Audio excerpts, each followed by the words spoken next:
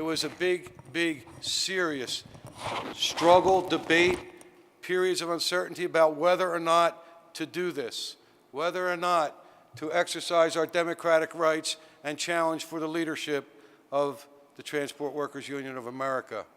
And ultimately, we decided.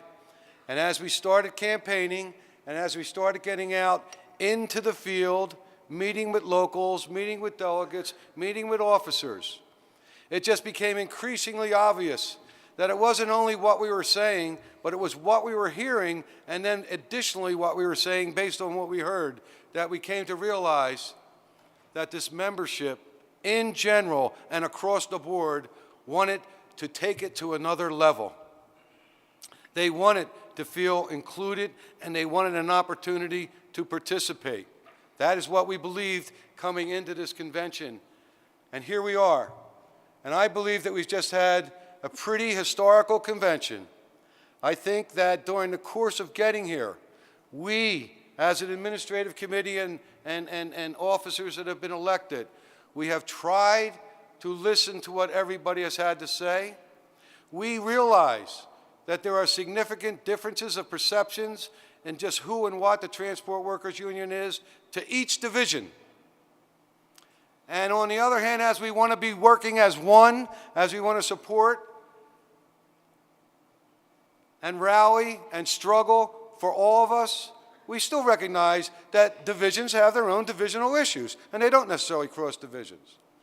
We also realize that in spite of some of the frustration over the organization and how it was being, what it was doing, and in spite of some of the interferences from the outside of this union, those who would raid our members, those who would try to cherry pick some pockets of dissatisfaction in the TWU, we still believe that by and large, this membership is proud of the historical and even current work of the TWU and its officers from the highest levels to the local levels. We have elections. We are a democratic union, and people win elections and they lose elections, and there are consequences to that. A lot has been said about what was going to occur this week, and the minute we end this convention, what may occur. There will be a restructuring of this organization. There will be a restructuring of this staff. There will be a restructuring of our priorities. However, we will do that systematically. We will do that carefully, thoughtfully, after assessment, evaluations, discussions, and then ultimately decisions. That is how we intend to run this organization, and with your help, because God knows we need your help, we'll do this. But one more final message I need to say. As I spoke to so many people at the events during the course of this week at night, people do, you all, I can't tell you how many of you have expressed to me the hope that you have for where we are heading. So I would say to you, you do have to understand the past in order to know where you're going. But yesterday is yesterday, tomorrow is tomorrow. We have an opportunity. Let's not screw it up. We don't have to screw it up. We can disagree without destroying the organization. And so on one final note, because I know we're late, I would say this. I have listened, and I have tried to reason, and I will continue to listen. I welcome dissatisfaction, and I welcome a dialogue over it, and I welcome the opportunity to fix it. But I will not sit back and watch dissension be fermented without any justifiable conclusion or resolution to the disputes.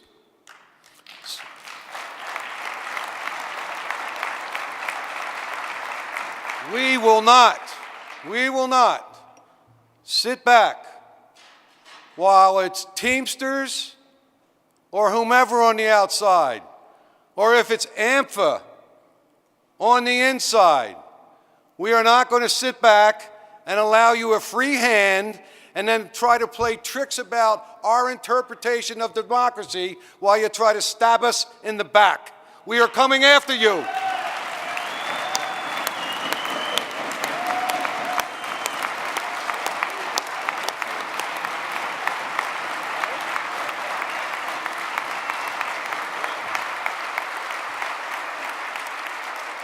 We are coming after you because I believe some of these disputes are so old that they have no validation at all. I think they are just another form of politics that just tries to bring down the organization. And I believe that if we're going to be proactive like we have said, if there is a debate that needs to occur amongst any groupings of us, I will be there. I don't want to talk to the representative of ANFA. I know where you stand, and I know where anybody who wants to raid this organization stands. I don't need to debate you. I don't need to convince you. I want to talk to our members because I have faith in our members, and I think they have faith in this union. And if you want to take us on, take us on.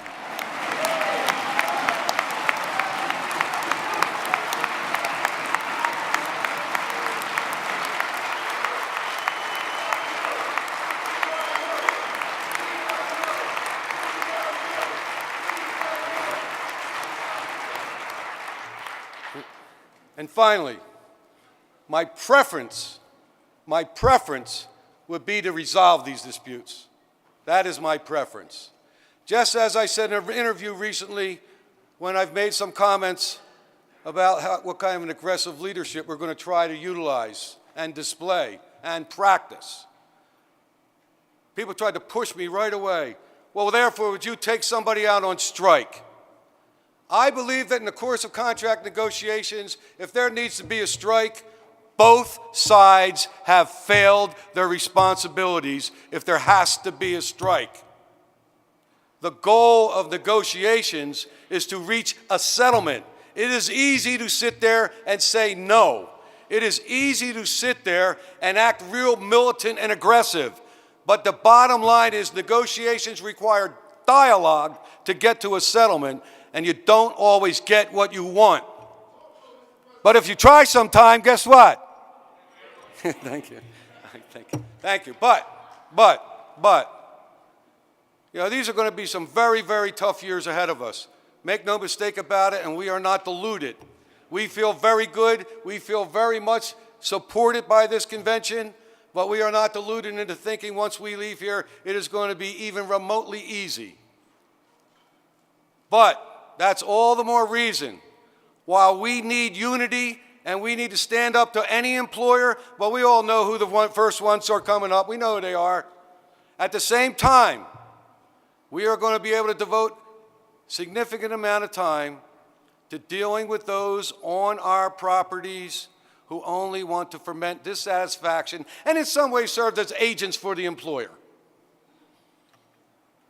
And so, if you got a problem, it is our pledge. We want to sit down and talk about it. If you have an issue with what we're doing, we want to sit down and we want to talk about it. We don't care if it's in Washington. We don't care if it's in Portland, Oregon. We don't care if it's in Miami, Florida. We don't care if it's in Bow Harbor, Maine. We will be an active international. We don't want to sit our asses in offices in D.C. We want to meet and talk with our members. We want to trust our local leaders, but I ultimately trust our membership. That's where I've placed my faith all along in my career, and they have never let me down, and I don't believe they will now. So I welcome everyone in this organization to a new day. I welcome you and need you to be problem solvers. We have a team here, and we have already learned how to bounce things off of one another. We fight, we cuss, I lose my temper, and yet we still find a way to make the decision we had to make to get us here. So we're capable of doing this. I ask for your support. I ask for your encouragement. Most importantly, I ask for your ideas and your participation. And having said that, this convention is in recess.